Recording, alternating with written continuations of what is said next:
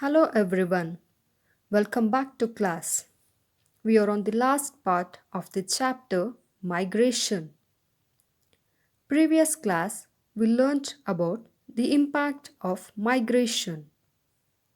So what are the impact of migration? It has social, economic, cultural and even political impact both on the parent country and on the host country. So we learnt about impact of immigration, its advantages and disadvantages, impact of immigration and the disadvantages and advantages of immigration. Today, let's learn about brain drain. What is meant by brain drain? Brain drain, also known as human capital flight.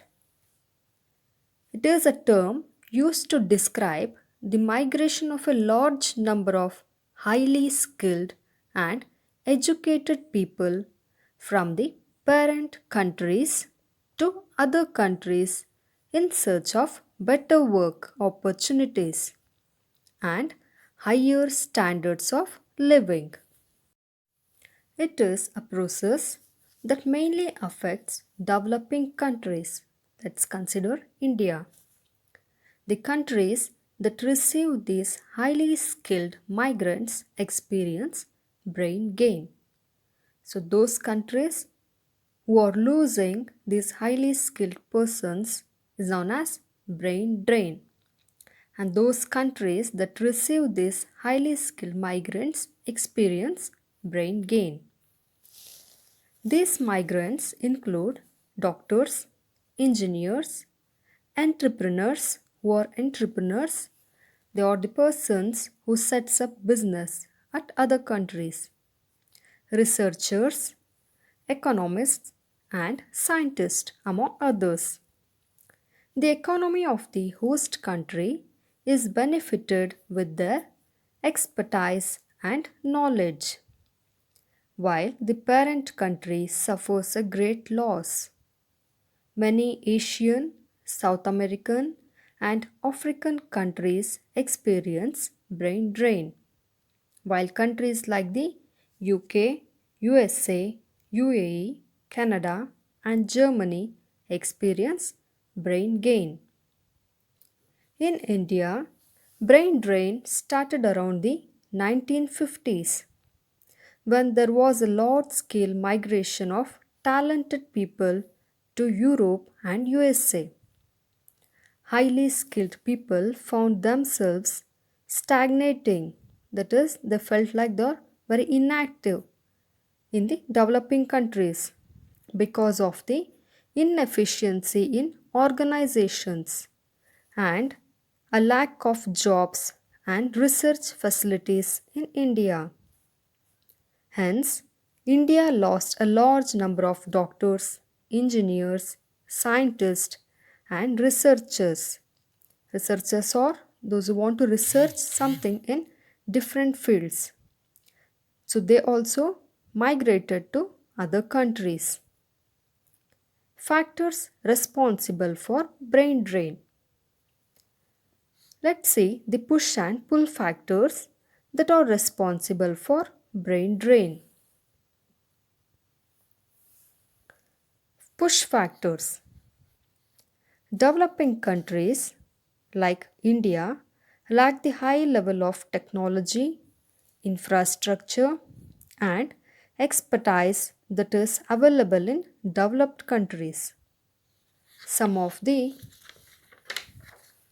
parent countries may also be going through a phase of political and social repressions from which many people seek to escape.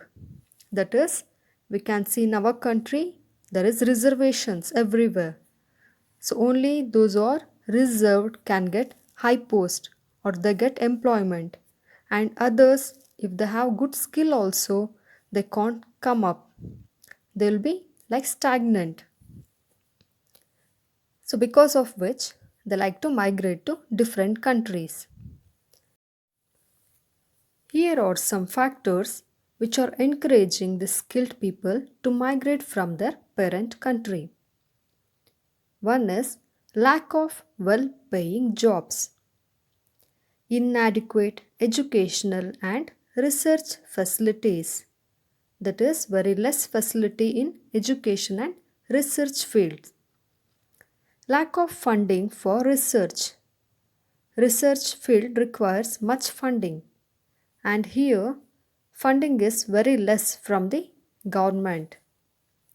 So they migrate to other countries in order to pursue their research. Lack of freedom to express one's ideas and opinions owing to the government's tendency to censor or control information. Here, highly skilled people, they are having lack of freedom to express their ideas or views, so they migrate to different countries.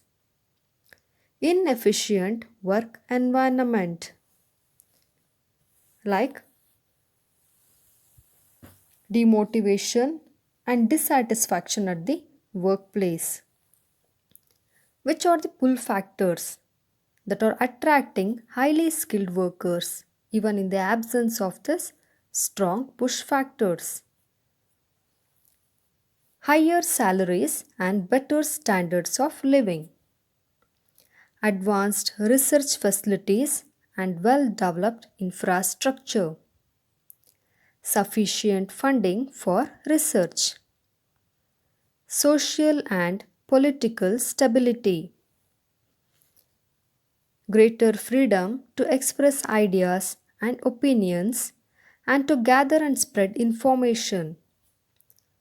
So, these are all the pull factors which are attracting highly skilled people from parent country. What are the impact of brain drain? The term brain drain is usually used in negative way and highlights the disadvantages of the process. So what are the disadvantages? The knowledge and skills that could have been used to bring progress to the parent country is lost. So developing countries are losing those highly skilled and knowledgeable people to different country. Because of this highly skilled people's migration, here the learners are lacking the opportunity by getting trained by highly skilled people. Without highly skilled workers, the quality of work is important sectors like health and education suffers. Since the income of workers who have permanently emigrated cannot be taxed, the parent country loses out on revenue.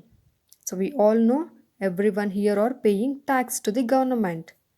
So when many migrate to different countries, here we get very less tax, and because of which the parent country loses revenue. Industries in the parent country lose out on investment from emigrant business persons, slowing down the growth of the economy. So even industry also loses because of the migration of business persons to different country. What are the advantages? Quite a few migrants send money to people in their parent country. We all know those who earn money at different place, many of them they send the amount, that is remittances, to the parent country, to their family. Because of which the developing countries or parent country revenue increases. When highly skilled migrant workers return, they bring new skills and knowledge with them that can benefit the country of origin. So when they return back to their home, that is to their parent country, their skills and knowledge which they have earned at the other countries will benefit to the country of origin. So when they use those skills here at the parent country develops. Homecoming migrants often invest in business ventures in their parent country. Many people they earn money at other country and they invest those money at their parent country, which will improve the economy of the parent country. Overall, brain drain has slowed down the socio-economic progress of developing countries because it has lost all those highly skilled people to other country. Thus, many countries, including India, are making efforts to reverse brain drain. So, what is meant by reverse brain drain? It is the return of highly skilled migrants from developed countries to developing countries. So, to reverse this brain drain, government and other NGO, that is private organizations, are taking some steps. So, which are those steps? Steps to curb brain drain. Taking steps to create a safe living environment. Improving the education system. Increasing employment opportunities. Improving research facilities and funding. Establishing systems that help improve the quality of work. Removing inefficiencies at the workplace, which means the work which is not meant for their knowledge or skill, and demotivation or dissatisfaction at the workplace. So government is trying to remove those things. Preventing discrimination on the basis of caste, ethnicity or religion. According to recent studies, the number of migrants returning to India has increased in the last decade, especially after the global economy went into decline. Many of these people are investing their skill and capital in startups in India. So, this is about the chapter Migration. Refer textbook, study well. See you in the next class.